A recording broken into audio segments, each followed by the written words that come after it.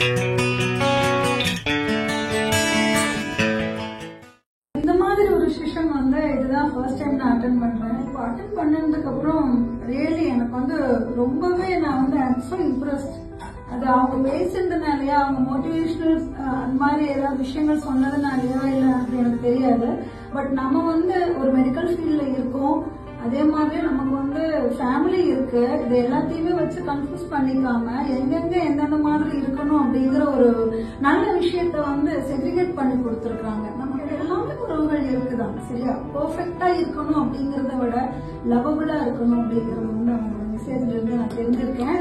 மற்றவங்க லவபுளா இருக்கணும்னு நம்ம எதிர்பார்க்கும் போது நம்ம ஃபர்ஸ்ட் அதுக்கு குவாலிஃபை ஆகணும். நம்ம லவபிள் பர்சனா ஆகணும் அப்படின்னா நமக்குள்ள சேஞ்சஸ் நம்ம கொண்டு வந்தா மட்டும்தான் முடியும். அந்த சேஞ்சஸ் கொண்டு வர்றதுக்கு இது ஒரு பெஸ்ட் பிளாட்ஃபார்ம் நான் நினைக்கிறேன்.